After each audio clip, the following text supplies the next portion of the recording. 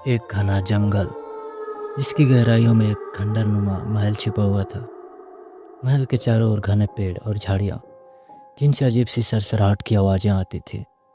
वो महल सालों से वीरान पड़ा था, लेकिन कहते हैं कि वहाँ कुछ ऐसा था जो अजनबियों को अपनी तरफ खींच लेता था और फिर वे वापस कभी नहीं लौटते।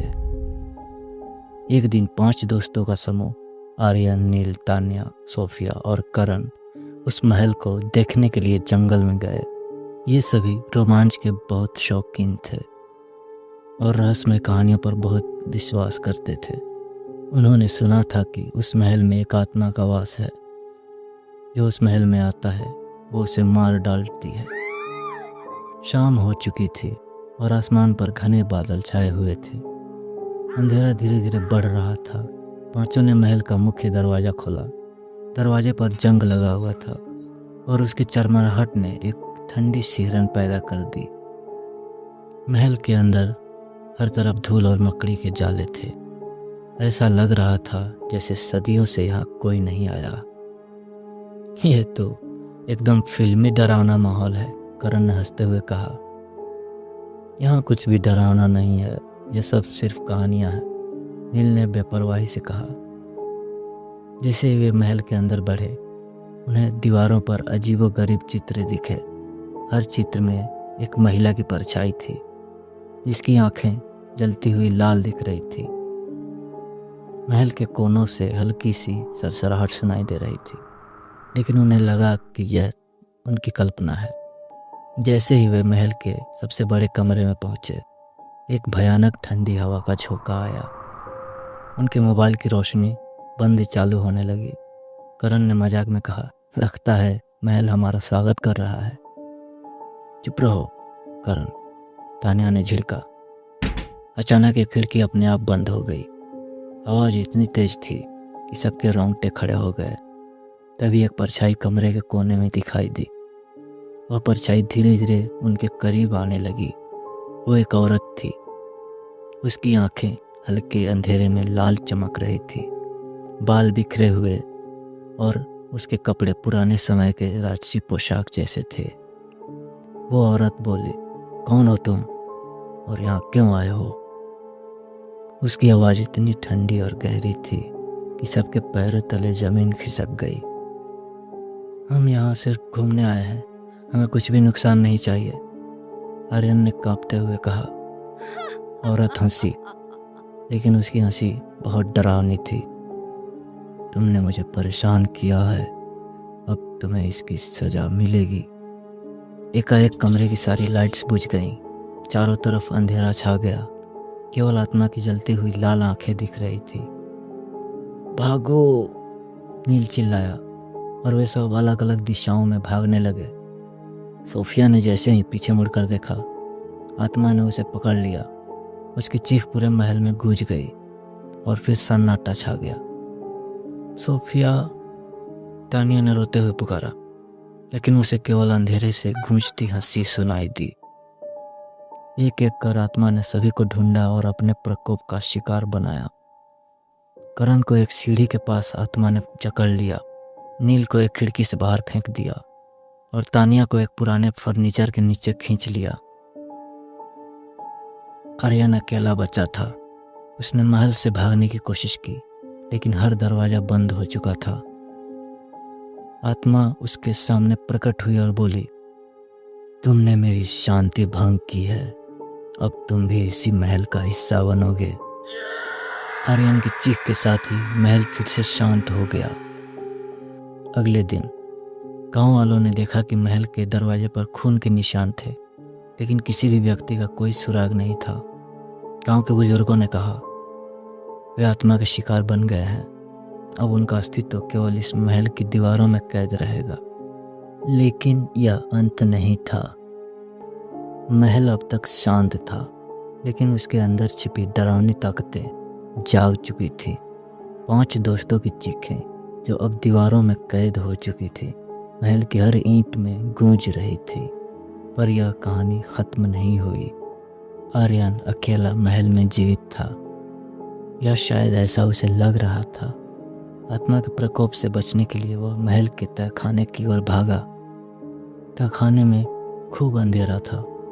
दीवारों पर अजीब आकृतियाँ बनी थी जो लग रहा था उसे ही घूर रही थी। हर कदम के साथ उसे ऐसा महसूस हो रहा था कि कोई उसका पीछा कर रहा हो। कोई है? उसने कांपती आवाज में पूछा। जवाब में केवल एक धीमी डरावनी हंसी गूंजी। तहखाने के एक कोने में उसे एक प्राचीन ताबूत दिखा। ताबूत पर लाल रंग में लिखे शिलालेख थे। इन पर एक भाषा में कुछ लिखा था जिसे आर्यन समझ नहीं पा रहा था। ताबूत के पास एक पुरानी किताब पड़ी थी। किताब का कवर काला था और उस पर एक चेहरा उभरता हुआ दिख रहा था, जैसे वह जिंदा हो। आर्यन ने किताब उठाई और उसे खोलते ही कमरे में एक भयानक झटका महसूस हुआ। ताबूत का ढक्कन धीरे धीरे अपने आप खुलने लगा। ताबूत के अंदर उसी औरत की मम्मी थी जो आत्मा बनकर महल में भटक रही थी। किताब के पन्नों पर उसकी कहानी लिखी थी। उसका नाम राजकुमारी माधवी था। वह इस महल की आखिरी निवासी थी। वर्षों पहले उसे उसके ही परिवार ने धोखा देकर जिंदा दीवार में दफना दिया था ताकि वह उसकी संपत्ति हड़प सके। उसकी आत्मा बदले की आग में जल रही थी और इस महल में फंसे हुए जीव को अपनी यातना में शामिल कर लेती थी। अगर तुमने मेरी कहानी पढ़ ली है तो तुम्हारे बचने का कोई उपाय नहीं। राजकुमारी की आवाज़ गूंजी। आर्या ने डर के मारे किताब को वापस बंद कर दिया, लेकिन अब देर हो चुकी थी। किताब और ताबूत दोनों से काले धुएं का गुबार उड़ने लगा। अचानक आर्यन को अपने दोस्तों की आवाज़ें सुनाई देने लगी। आर्यन, हमें बचाओ! यह तानिया की चीख थी। तुम भाग नहीं सकते, हमें मत छोड़ो! करण की आवाज़ गूंज रही थी। आर्यन ने चारों ओर देखा, लेकिन उसे कुछ भी नहीं दिखा। तभी उसके सामने चारों दोस्तों की आत्माएं प्रकट हुईं। उनके चेहरे पर पीड़ा और डर के भाव थे। तुमने हमें यहाँ मरने के लिए छोड़ दिया, नील ने गुस्से में चिल्लाया।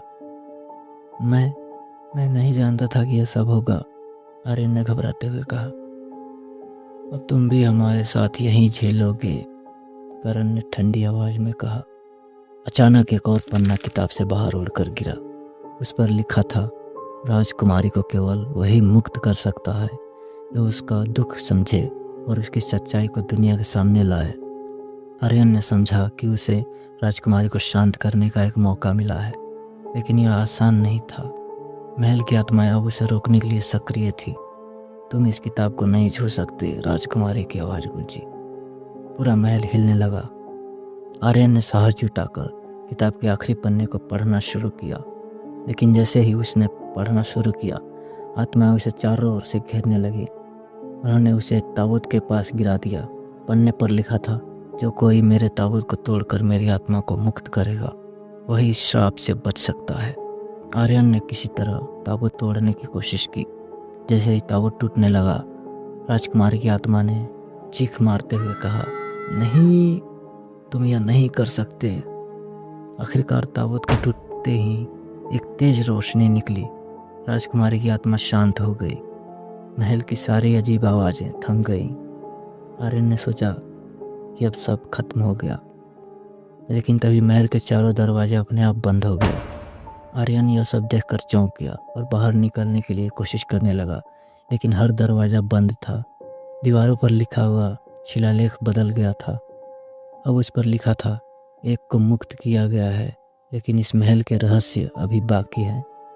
तुम्हारा भाग्य भी अब इसी महल से बंधा हुआ है।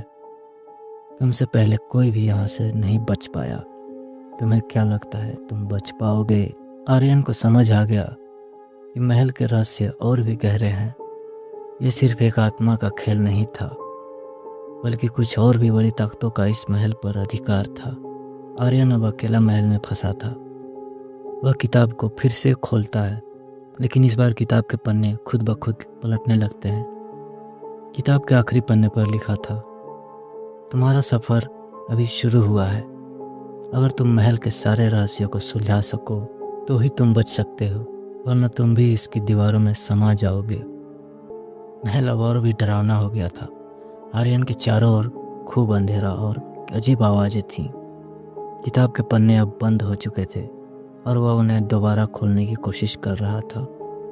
हर बार जब वह किताब को छूता, किताब से एक ठंडा झोंका निकलता, मानो उसे रोकने की कोशिश की जा रही हो। महल के गलियारे अब बदलने लगे थे। जो दरवाजे उसे वापस लिविंग रूम में ले जाता, अब सीधा किसी अज्ञात कमरे में खुल रहा था। हर कमरे में एक नई डरावनी आवाज़ उसका इंतज़ार कर रही थी। एक कमरे में उसने देखा कि उसकी दोस्त सोफिया का प्रतिबिंब एक टूटे हुए दर्पण में कैद था।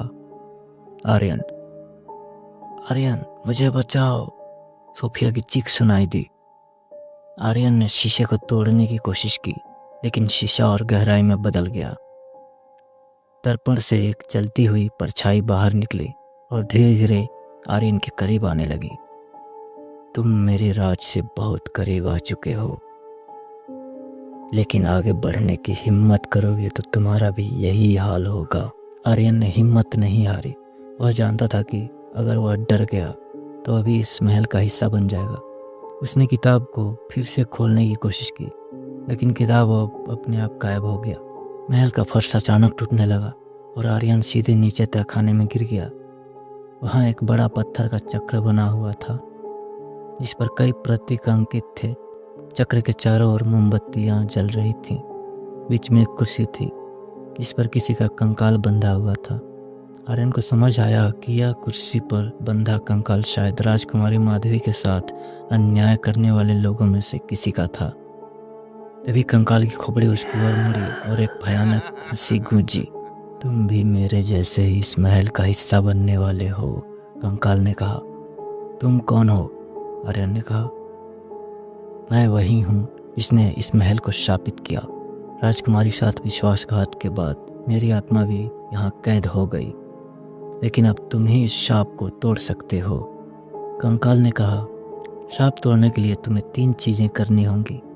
पहली, राजकुमारी की अधूरी आखिरी इच्छा पूरी करनी होगी। दूसरी, इस महल के अंदर छिपी काली आत्मा का नाश करना होगा। तीसरी, अपनी सबसे बड़ी कमजोरी का सामना करना होगा। आर्यन ने झिझकते हुए पूछा, लेकिन राजकुमारी की आखिरी इच्छा क्या थी? कंकाल ने जवाब दिया, उसने अपने जीवन में प्यार और विश्वास चाहा था, लेकिन उसे धोखा और नफरत मिली। उसे इंसाफ चाहिए। आर्यन को पहले उस जगह ले जाया गया। वहाँ राजकुमारी का दिल तोड़ा गया था। वहाँ एक बड़ी दरगाह जैसी संरचना थी, जहाँ उसकी अधूरी प्रेम कहानी का जिक्र था।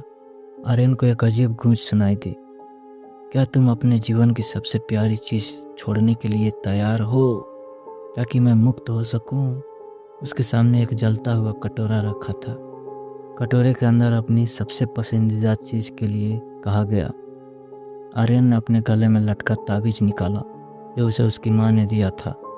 वह झिझका, लेकिन उसने कटोरे में ताबीज डाल दिया। कटोरे से अचानक तेज रोशनी निकली और एक दरवाज़ा खुल गया। दूसरे कमरे में एक विशाल छाया उसका इंतजार कर रही थी।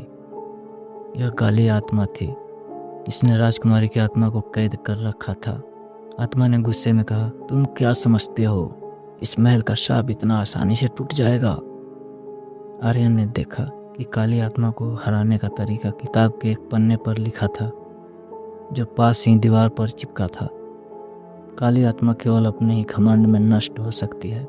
आर्यन ने आत्मा को उलझाने के लिए चालाकी से कहा, तुम्हारे पास इतनी ताकत है, लेकिन क्या तुम वाकई इतनी शक्तिशाली हो कि मुझे रोक सको?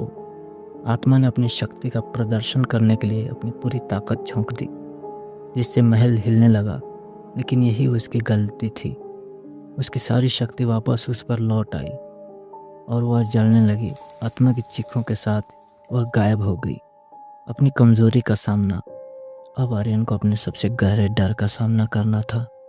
वह अचानक उस दिन की यादों में पहुंच गया, जब उसने अपने छोटे भाई को एक दुर्घटना में खो दिया था। वह खुद को दोषी मानता था और वहीं उसका सबसे बड़ा डर और गिल्ट था। राजकुमारी की आवाज़ आई, तुम्हें खुद को माफ़ करना होगा। जब तक तुम अपने गिल्ट से बाहर नहीं निकलोगे, शाप नहीं टूटेगा।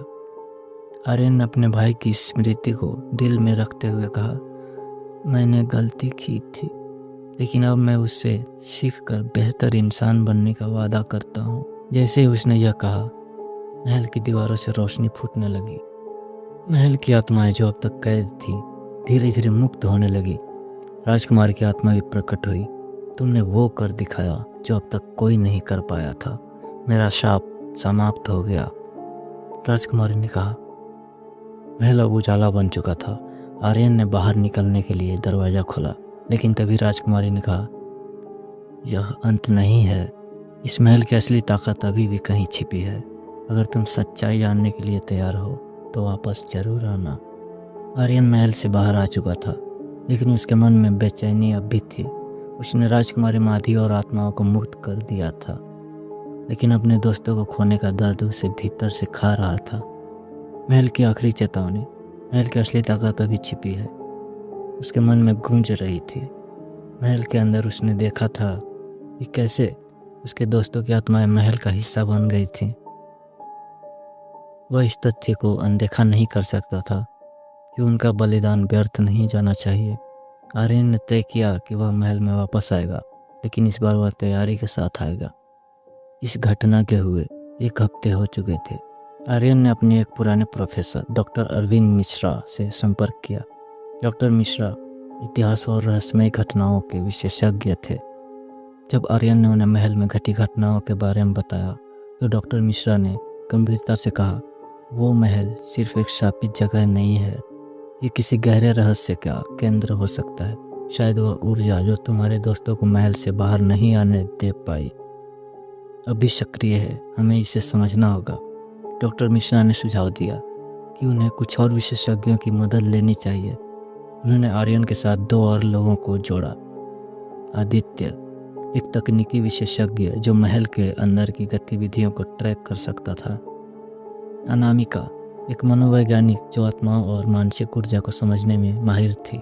महल में लौटने से पहले आर्यन ने एक मोमबत्ती जलाकर अपने दोस्तों के लिए प्रार्थना की। उसने कसम खाई कि वह न केवल महल के रहस्य को उजागर करेगा, बल्कि अपने दोस्तों की आत्माओं को भी मुक्त करेगा। मैं वापस आ रहा हूँ, उसने धीमे स्वर में कहा। मैं इस महल के श्राप से तुम्हें आज़ाद कराऊंगा। चारों लोग महल पहुँचे। पहले की तुलना में और भी डरावना लग रहा था। जैसे ही उन्होंने प्रवेश किया, दरवाजे अपने आप बंद हो गए। तुम फिर लौट आए, एक भयानक गूंजती आवाज़ आई। ये आवाज़ वही थी जिसने पहले आर्यन के दोस्तों को मौत के घाट उतारा था। डॉक्टर मिश्रा ने कहा, इस महल को किसी भी बाहरी शक्ति से खतरा लगता है। यह हमें डराने और रोकने की कोशिश करेगा। हमें सावधान रहना होगा। महल के भीतर जाते ही आर्यन ने देखा कि उन कमरों के दरवाजे अब भी बंद थे जहां उसके दोस्त मारे गए थे। अचानक उसे एक धीमी सुस्की आवाज़ सुनाई दी। ये सोनिया की आवाज़ थी जो कह रही थी, आर्यन, हमें यहाँ से मुक्त करो। आर्यन की आंखें नम हो गई। उसने जवाब दिया, मैं वादा करता हूँ कि तुम्हारी आत्मा को शांति मिलेगी। मैं तुम्हें इस अंधकार से बाहर निकालूंगा। अनामिका ने कहा, यह आत्माएं यहाँ फंसी हुई हैं क्योंकि उन्हें अधूरी इच्छाओं और गहरे गिल्ड ने बांध रखा है। हमें उन्हें मुक्त करने का रास्ता खोजना होगा। डॉक्टर मिश्रा के पास महल का एक पुराना नक्शा था। इस नक्शे में तहखाने के नीचे एक और गुप्त कक्ष का जिक्र था जिसे आखिरी द्वार कहा गया था। हो सकता है कि तुम्हारे दोस्तों की आत्मा इसी जगह कैद हो, डॉक्टर मिश्रा ने कहा। महल के भीतर की यात्रा अब और खतरनाक हो गई थी। आत्माओं की परछाई हर कदम पर उन्हें रोकने की कोशिश कर रही थी। आदित्य ने अपने उपकरणों का इस्तेमाल कर महल की संरचना का विश्लेषण किया और गुप्त कक्ष का रास्ता खोज निकाला। जैसे ही वे कक्ष में पहुंचे, आर्यन ने देखा उसके दोस्तों की आत्माएं वहां कैद थी। कक्ष के बीचों बीच एक बड़ा पत्थर चक्र था जिससे उनकी आत्माएं बंधी हुई थी। चक्र के चारों ओर अजीब प्रतीक थे। यह आत्माओं को कैद करने का जाल है, अनामिका ने कहा। इसे तोड़ने के लिए हमें उनकी अधूरी इच्छाओं को पूरा करना होगा। आर्यन ने अपने दोस्तों की यादों को याद करते हुए उनकी अधूरी इच्छाओं को पूरा करने की कोशिश की। महल के भीतर वो दरवाज़ा खड़ा था जिसे अब तक कोई नहीं खोल सका था। आर्यन, डॉक्टर मिश्रा, अनामिका और आदित्य जानते थे कि इस दरवाजे के पार ही महल का असली रहस्य छिपा है। यह दरवाज़ा साधारण नहीं था। इसके ऊपर अजीब प्रतीक और शिलालेख बने हुए थे जिनमें से एक स्पष्ट संदेश उभर रहा था। जो भीतर की सबसे गहरी सच्चाई को स्वीकार करेगा वही इस द्वार को पार कर सकेगा। अंतिम दरवाजे की परीक्षा। डॉक्टर मिश्रा ने दरवाजे का निरीक्षण किया और कहा, यह दरवाज़ा केवल उसे खुलेगा जो अपनी आत्मा की सबसे गहरी परतों का सामना करेगा। ये तुम्हारे सबसे बड़े डर और गिल्ट को एक साथ तुम्हारे आमने सामने लाएगा। आर्यन ने गहरी सांस ली और दरवाजे को छू लिया। जैसे ही उसने दरवाजे पर हाथ रखा, चारों के चारों अजीब सी रोशनी में घिर गए। हर एक कोई अचानक अलग अलग स्थान पर पहुंच गया। ये उनकी अपनी अपनी दिमाग की बनाई हुई जगह थी। आर्यन खुद को अपने पुराने घर में देखता है।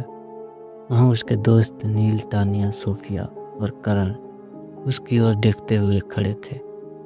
तुमने हमें छोड़ दिया आर्यन, तुमने हमें बचाने की कोशिश नहीं की।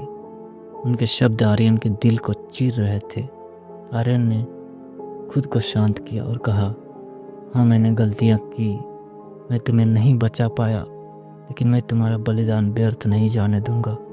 मैं यहाँ हूँ तुम्हारी आत्माओं को सम्मान और शांति देने के लिए। उसके शब्दों के साथ ही उसके दोस्तों के चेहरे शांत होने लगे और वे एक उजली रोशनी में बदल गए। डॉक्टर मिश्रा ने खुद को एक पुराने पुस्तकालय में पाया जहाँ सभी किताबें जल रही थी। उन्होंने हमेशा ज्ञान को अपनी सबसे बड़ी ताकत माना था, लेकिन अब वही उनके खिलाफ खड़ा था। तुमने अपनी ज़िंदगी दूसरों को सिखाने में बिताई, लेकिन क्या तुमने कभी अपने दिल की सुनी? एक आवाज़ गूंजी। डॉक्टर मिश्रा ने महसूस किया कि उन्होंने अपने परिवार को, निजी जीवन को हमेशा दरकिनार किया। उन्होंने कहा, ज्ञान महत्वपूर्ण है, लेकिन मुझे रिश्तों को भी महत्व देना चाहिए। मैं इसे अब से बदलूंगा। अनामिका को अंधेरे जंगल में खड़ा पाया गया जहाँ आवाज़ें उसे घेर रही थी। तुमने हमेशा दूसरों के डर को समझा, लेकिन क्या तुमने कभी अपने डर का सामना किया? अनामिका ने स्वीकार किया कि वह हमेशा असफल होने से डरती थी। उसने कहा, मेरा डर मुझे परिभाषित नहीं करेगा, मैं उससे ऊपर उठूंगी। आदित्य ने खुद को एक खाली कमरे में पाया जहाँ उसके उपकरण और टेक्नोलॉजी काम नहीं कर रहे थे। तुमने हमेशा मशीनों पर भरोसा किया, क्या तुम्हें इंसानों पर भरोसा है? आदित्य ने महसूस किया कि वह हमेशा तकनीक पर निर्भर रहा है और उसने कहा, इंसानों का सहारा लेना ही असली ताकत है। जैसे ही चारों ने अपनी अपनी परीक्षाओं को पास किया, वे फिर से एक साथ आ गए। दरवाजे पर एक तेज रोशनी फैल गई और वह धीरे धीरे खुल गया। दरवाजे के पीछे एक विशाल कक्ष था जिसमें चारों ओर नीली रोशनी थी। कमरे के केंद्र में एक क्रिस्टल था जो न केवल खूबसूरत था, बल्कि उससे एक अजीब तरह की ऊर्जा भी निकल रही थी। यही वो शक्ति है, डॉक्टर मिश्रा ने कहा। यह क्रिस्टल दुनिया की ऊर्जा का स्रोत है। इसे अच्छाई के लिए इस्तेमाल किया जा सकता है, लेकिन गलत हाथों में यह विनाशकारी हो सकता है। जैसे ही वे क्रिस्टल के पास पहुंचे, महल में छुपी बुरी आत्माओं ने हमला करना शुरू कर दिया। ये आत्माएं इस क्रिस्टल की रक्षा कर रही थी ताकि इसे कोई भी हाथ न लगा पाए। आर्यन और उसकी टीम ने अपना बचाव किया। आदित्य ने अपने उपकरण से आत्माओं की कमजोरियां खोजी। अनामिका ने आत्माओं को शांत करने की कोशिश की, लेकिन सबसे बड़ी चुनौती आर्यन के सामने थी। एक भयानक काली आत्मा जो महल की सच्ची बुरी ताकत थी। उस आत्मा ने आर्यन पर हमला किया। तुम इस क्रिस्टल को छू नहीं सकते, ये मेरा है, आत्मा चीखी। आर्यन ने हिम्मत नहीं हारी। उसने क्रिस्टल को पकड़ लिया और अपनी पूरी ताकत से आत्मा का सामना किया। तुम्हारी शक्ति डर है, लेकिन मैं अब डरता नहीं। मैं अपने डर को जीत चुका हूँ। क्रिस्टल की रोशनी तेज हो गई और पूरी आत्मा जलकर खत्म हो गई। क्रिस्टल ने पूरे महल को रोशनी से भर दिया। महल अब शांत और हल्का महसूस हो रहा था। सभी आत्माएं मुक्त हो चुकी थीं और श्राप समाप्त हो गया था। डॉक्टर मिश्रा ने सुझाव दिया कि क्रिस्टल को ऐसी जगह छुपा दिया जाए जहाँ कोई इसे खोज न सके। उन्होंने इसे महल के सबसे गहरे हिस्से में दफना दिया और महल को हमेशा के लिए बंद कर दिया गया। आर्यन ने महल से बाहर निकलते हुए अपने दोस्तों नील, तानिया, सोफिया और करण को याद किया। उसने एक आखिरी बार महल की ओर देखा और कहा, तुम सबकी कुर्बानी बेकार नहीं जाएगी। अब यह जगह सुरक्षित है। डॉक्टर मिश्रा, अनामिका और आदित्य ने आर्यन को गले लगाया। यह हमारी जीत है, उन्होंने कहा। महल अब खामोश था। आर्यन और उसकी टीम ने दुनिया को एक बड़े खतरे से बचा लिया। लेकिन क्या ये खतरा सचमुच खत्म हो गया था?